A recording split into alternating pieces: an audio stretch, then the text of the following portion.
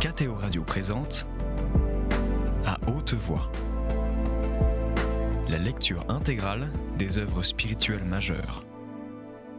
Aujourd'hui, Le chemin de perfection de Thérèse d'Avila.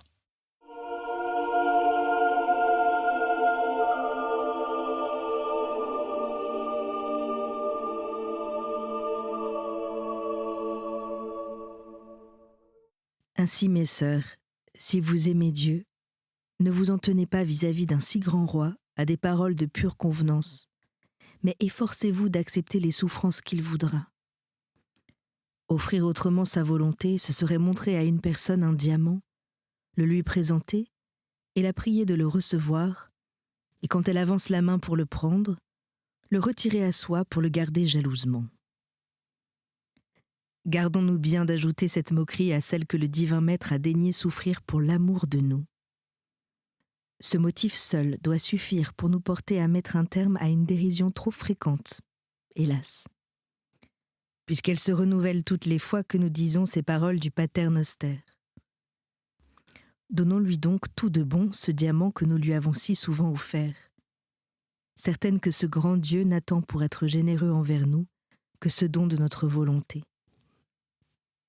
C'est beaucoup, pour les personnes du monde, d'avoir une véritable résolution d'accomplir ce qu'elles promettent. Mais quant à vous, mes filles, il ne doit point y avoir de différence entre promettre et tenir, entre les paroles et les actions. Ainsi le faisons-nous, semble-t-il, dans l'état religieux. Mais souvent, après avoir offert ce diamant, et l'avoir même mis au doigt de celui à qui nous l'offrons, il nous arrive de le retirer et de le reprendre. Nous montrons d'abord beaucoup de libéralité, mais ensuite, nous devenons si avares qu'il eût en quelque sorte mieux valu ne pas tant nous hâter de donner. J'ai voulu, mes filles, vous prémunir contre une pareille infidélité. Aussi, tous mes avis dans ce livre ne tendent qu'à établir ce principe, que nous devons nous abandonner entièrement à notre Créateur, n'avoir d'autre volonté que la sienne, et nous détacher des créatures. Comme je vous crois convaincu d'une vérité si importante, je n'en dirai pas davantage en ce moment. Mais pour quelle raison le divin maître se sert-il ici de ces paroles du Pater ? C'est qu'il connaît l'immense avantage qu'il a pour nous à accomplir la volonté de son Père.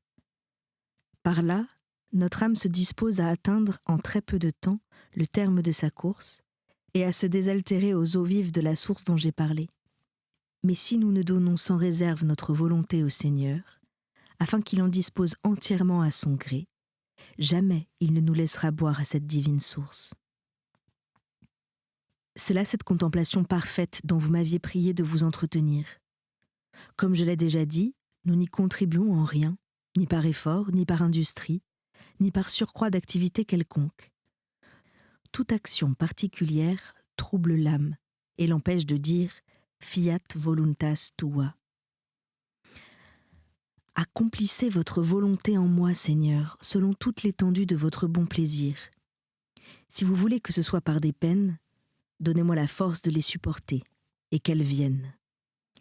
Si vous ordonnez que ce soit par des persécutions, par des maladies, par des affronts, par les souffrances de la pauvreté, me voici devant vous, ô mon Père. Je ne détournerai point le visage. Non, je ne le puis pas. Votre divin Fils vous ayant offert ma volonté dans cette prière, où il vous offre celle de tous les hommes, je ne le ferai pas mentir.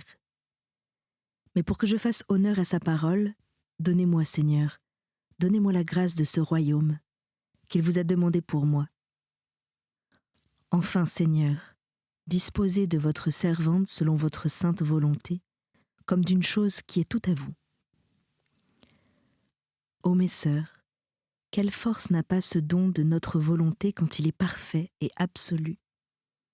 Il a un tel empire sur le cœur du Tout-Puissant lui-même qu'il le détermine à ne faire qu'un avec notre bassesse, à nous transformer en lui et à unir ainsi le Créateur à la créature. Voyez si vous ne serez pas bien payé, si vous avez un bon maître. sachant par quel chemin on va au cœur de son Père, il nous l'enseigne et nous dit par quel service nous pouvons lui plaire. Plus Dieu voit par nos œuvres que ce don de notre volonté est sincère et absolu, plus il nous approche de lui et plus il élève notre âme au-dessus des créatures, au-dessus d'elle-même, afin de la rendre capable de recevoir de grandes faveurs. Il met à si haut prix cette preuve de notre amour qu'il ne cesse de nous en récompenser en cette vie. Nous ne savons plus à la fin que désirer, et sa majesté nous comble encore et toujours. Ainsi, ne se contentant pas de cette union intime par laquelle il nous a rendu une même chose avec lui, ce Dieu d'amour commence à prendre ses délices dans notre âme, à lui découvrir ses secrets, à jouir enfin de la voir connaître son bonheur et soupçonner un peu de sa félicité future. Il va plus loin encore. Il lui fait perdre l'usage des sens extérieurs, afin que rien ne la distrait. C'est le ravissement. Dieu commence alors à témoigner à l'âme tant d'amitié que non seulement il lui rend la volonté, mais encore il lui donne la sienne propre et prend plaisir à ce que cette âme si tendrement aimée commande à son tour, et comme elle accomplit tous ses ordres, il fait lui-même tout ce qu'elle désire. Il fait même beaucoup mieux qu'elle ne le désire, parce qu'il est tout-puissant, qu'il peut tout ce qu'il veut et qu'il veut toujours bien. La pauvre âme, au contraire, quoi qu'elle veuille, ne peut pas ce qu'elle veut. Elle ne peut même rien que par un pur don de Dieu. Et sa plus grande richesse consiste en ce que plus elle le sert, plus elle lui est redevable.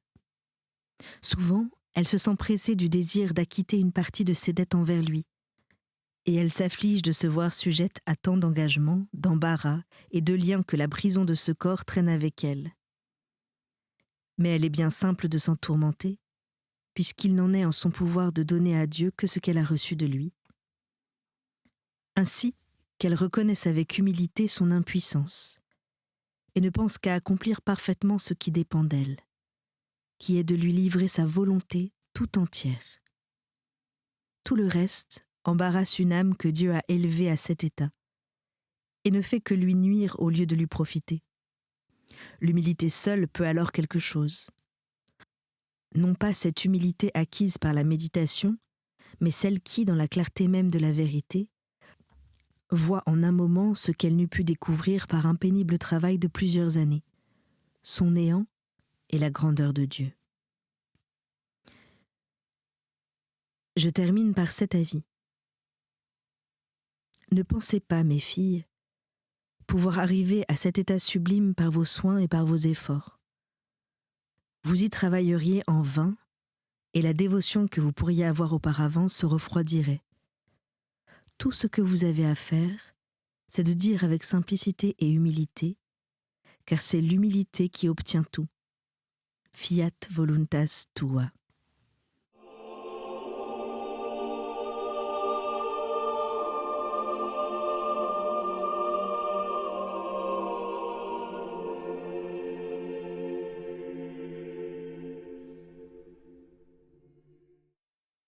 Chapitre 33 à 35. Donne-nous notre pain de ce jour. Chapitre 33. Sur ces paroles du Pater, donnez-nous aujourd'hui notre pain quotidien. Le bon maître savait, comme je l'ai dit, toute la difficulté de l'offrande qu'il fait en notre nom. Il savait d'ailleurs quelle est notre faiblesse et comment elle va souvent jusqu'à feindre qu'elle ignore la volonté de Dieu. Sa compassion, comme notre faiblesse, demandait qu'il vînt à notre secours. Car enfin nous ne pouvons revenir sur l'offrande faite à Dieu de notre volonté. Mais quelle difficulté d'exécution! Dites à un riche voluptueux que la volonté de Dieu est qu'il diminue les dépenses de sa table pour que ceux qui meurent de faim aient au moins un peu de pain à manger. Il trouvera 1000 raisons pour ne pas comprendre cette obligation ou pour l'interpréter à sa fantaisie. Représenter à un envieux que la volonté de Dieu est qu'il aime son prochain comme lui-même. Il s'impatientera et n'en tombera point d'accord. Dites à un religieux qui aime la liberté et les douceurs de la vie qu'il est tenu de donner bon exemple, que ce n'est point par de vaines paroles, mais par une promesse formelle et par un serment qu'il s'est engagé à accomplir la volonté de Dieu, que cette volonté demande qu'il observe ses vœux, qu'en donnant du scandale, il leur porte une grave atteinte, quoiqu'il ne les viole pas entièrement. Dites-lui enfin qu'ayant fait vœu de pauvreté, il doit la pratiquer sincèrement et que c'est là précisément ce que Dieu attend de lui. Il n'y a pas moyen, en ce temps-ci, d'en amener quelques-uns à le vouloir. Que serait-ce si le Sauveur, en nous donnant le secours qu'il nous donne, n'avait fait en tout cela le plus difficile? Il y aurait à peine quelques âmes à vérifier cette parole qu'il a adressée en notre nom à son Père. Fiat voluntas tua. Jésus, voyons donc nos besoins, inventa un admirable moyen où il fit éclater les ineffables tendresses de son amour pour nous. En son nom, et au nom de tous ses frères, il adressa à son Père cette demande. Donnez-nous aujourd'hui notre pain de chaque jour. Pour l'amour de Dieu, mes sœurs, appliquons-nous à comprendre ce que demande pour nous notre bon Maître. Méditons-le attentivement, car il y va de la vie de votre âme. Et il n'y a pas de comparaison entre ce que vous avez donné et ce que vous allez recevoir. Voici là-dessus une pensée qui me vient, et que je soumets à de plus sages que moi. Notre bon Maître a considéré d'une part l'offrande qu'il a faite en notre nom et le devoir que nous avons de l'accomplir. Il a vu d'autre part la peine que nous aurions à nous y résoudre, à cause de notre faiblesse et de cette pente qui nous entraîne en bas. Il a vu aussi qu'avec un courage et un amour aussi peu ardents que les nôtres, seul l'exemple de son amour était capable de nous réveiller. Encore faudrait-il que nous l'eussions sous les yeux, non une fois ou deux, mais tous les jours. Pour tous ces motifs, il a résolu de rester avec nous sur cette terre. Mais comme c'était une chose si grave et de si haute importance, il a voulu que ce fût son Père lui-même qui nous l'accordât. Sans doute, n'étant qu'un avec lui et n'ayant qu'une même volonté, il savait que tout ce qu'il ferait sur la terre serait agréé et ratifié par son Père dans le ciel. Mais l'humilité du bon Maître était si grande qu'il voulut en quelque sorte demander à son Père, dont il était l'amour et les délices, la permission de rester parmi nous. Il n'ignorait pas qu'en lui faisant cette demande, il lui demandait plus qu'il n'avait fait dans toutes les autres. Car au moment où il la lui adressait, il savait que non seulement les hommes devaient lui faire souffrir la mort, mais que cette mort serait accompagnée d'affronts, d'outrages de toutes sortes. Ô mon Seigneur, quel serait le Père qui, ayant donné son Fils, et un tel Fils, et le voyant si maltraité de nous, se résoudrait à le laisser encore parmi nous, par une passion de tous les jours? Pour sûr, mon Sauveur, aucun autre Père que le vôtre, et vous saviez bien à qui vous adressiez une pareille demande. Ô mon Dieu, quel excès d'amour dans le Fils, et quel excès d'amour dans le Père. À la vérité, cela m'étonne moins de Jésus. Après avoir dit à son Père que votre volonté soit faite, il se devait à lui-même de l'accomplir. Or, comme il savait qu'en nous aimant comme lui-même, il faisait ce que voulait son Père, il cherchait coûte que coûte les meilleurs moyens d'accomplir, dans toute sa plénitude, ce commandement de l'amour. Mais vous, Père éternel, comment consentez-vous à voir votre Fils livré chaque jour à des mains indignes? Déjà, vous l'aviez permis une fois, vous l'aviez bien voulu et vous avez vu comme il a été maltraité. Comment votre tendresse supporte-t-elle à présent de le voir chaque jour, oui, chaque jour, accablé d'injures? Quelles injures, hélas, lui sont épargnées dans le très saint sacrement? Ô Père éternel, faut-il donc que vous le voyiez aux mains de vos ennemis? Et de quels ennemis? Quelles profanations lui font souffrir ces malheureux hérétiques? Ô Seigneur éternel, comment pouvez-vous donc exaucer la demande de votre Fils et consentir à ses vœux? Ne considérez pas son amour pour accomplir votre volonté et pour nous procurer un si grand bien. Il se laissera mettre en pièces chaque jour. C'est à vous, mon Dieu, de prendre garde aux intérêts de votre Fils, attendu que rien n'arrête son amour. Faut-il que tout ce qui nous est bon lui coûte si cher? Il se tait à tout. Il n'a pas une parole pour lui. Il n'ouvre la bouche qu'en notre faveur.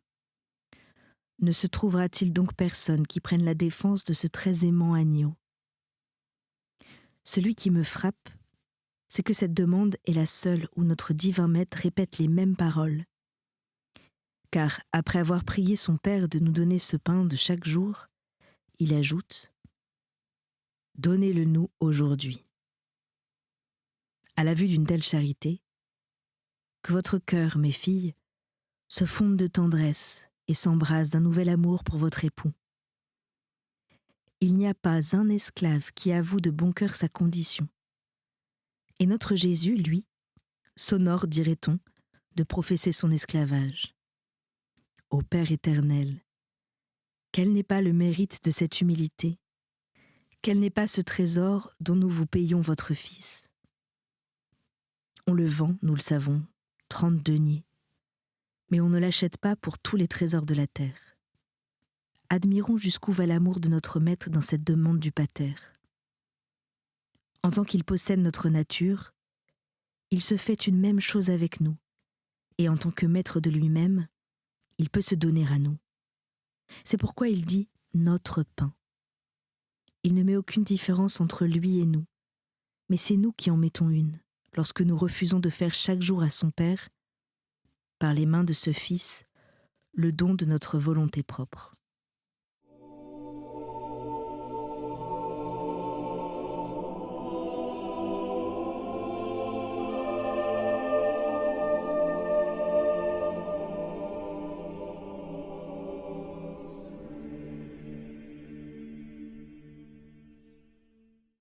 Chapitre 34. Suite du même sujet. En appelant le pain du Pater le pain de chaque jour, il semble que notre Seigneur l'entend de toute la suite des jours.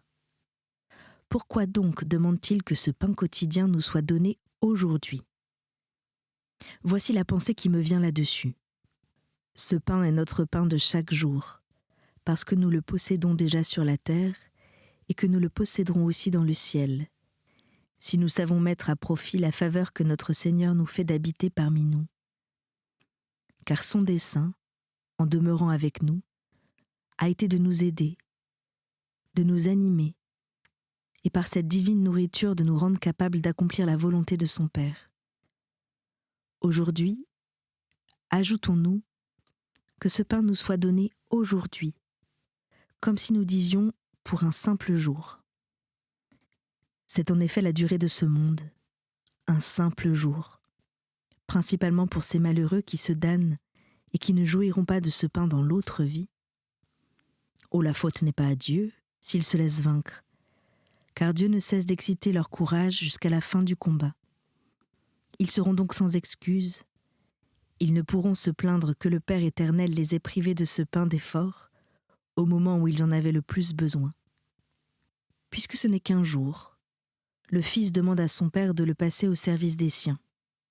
Donné et envoyé au monde par la seule volonté paternelle, il veut maintenant, par sa volonté propre, ne pas nous abandonner, mais demeurer sur cette terre pour une plus grande gloire de ses amis et pour le châtiment de ses ennemis. Il borne au jour d'aujourd'hui cette nouvelle demande. Elle a été entendue. Le Père éternel nous laisse ce pain sacré de l'humanité de son Fils, et il nous le donne comme une manne qui aura tous les goûts que nous désirons. Désormais, si ce n'est pas sa faute, notre âme n'a plus à craindre de mourir de faim. Elle est sûre de trouver dans le très saint sacrement toute la saveur et la consolation qu'elle voudra. Il n'y a plus ni peine, ni épreuve, ni persécution qui ne deviennent légères si nous commençons à goûter celle de Jésus. Unissez, mes filles, vos prières à celles de ce divin Maître. et demandez au Père qu'il vous laisse votre époux durant ce jour, et que vous ne soyez pas en ce monde sans lui. C'est assez pour tempérer une pareille joie, qu'il reste si caché sous les apparences du pain et du vin. Pour qui n'aime que lui et n'a de consolation qu'en lui, ses voiles sont un vrai supplice. À que du moins il vous reste, et qu'il vous dispose à le recevoir dignement. Quant à l'autre pain, puisque vous vous êtes abandonné sans réserve à la volonté de Dieu, ne vous en mettez point en peine, du moins durant votre raison. Vous traitez alors de choses plus importantes. Il est d'autres temps pour travailler et pour pourvoir à votre entretien. Mais alors même, évitez toute sollicitude et préoccupation d'esprit. Tandis que le corps va qu'à un travail légitime, il faut que l'âme se repose. Laissez, comme il a été déjà dit fort au long, le soin temporel à votre époux, et il s'en occupera toujours fidèlement. Quand un serviteur entre au service d'un maître, il s'applique à lui donner pleine et entière satisfaction. De son côté, le maître est obligé de nourrir son serviteur, tout le temps qu'il le garde à son service, sauf le cas où pourtant il devient tellement pauvre qu'il ne peut plus subvenir à son entretien et à celui de son maître. Ici, vous n'avez rien de tel à craindre. Celui au service duquel vous vous êtes engagé est et sera toujours riche et puissant. Eh bien, que vous semble ? Le serviteur aurait-il bonne grâce à demander tous les jours à son maître la nourriture dont il a besoin ? Ne sait-il pas très bien qu'il est obligé de la lui donner et qu'il n'aura garde d'y manquer ? Et le maître ne pourrait-il pas lui répondre, avec justice, que le devoir d'un serviteur est de contenter en tout celui qu'il sert, et qu'il a tort d'accepter des soucis qui lui font tout faire de travers. Ainsi, mes sœurs, s'inquiètent et demandent qui voudra ce pain terrestre. Pour nous, nous demandons au Père éternel d'être digne de recevoir notre pain céleste. Et si à cause des voiles dont il se couvre, nous ne pouvons le contempler des yeux du corps, qu'au moins il se découvre aux yeux de notre âme et lui révèle ses amabilités. C'est pour elle une toute autre nourriture, pleine de joie et de délices, et qui soutient sa vie. Pensez-vous que cette très sainte nourriture ne soutienne pas aussi les corps et ne soit pas un remède efficace à leurs maux ? Pour moi, je sais qu'elle a cette vertu.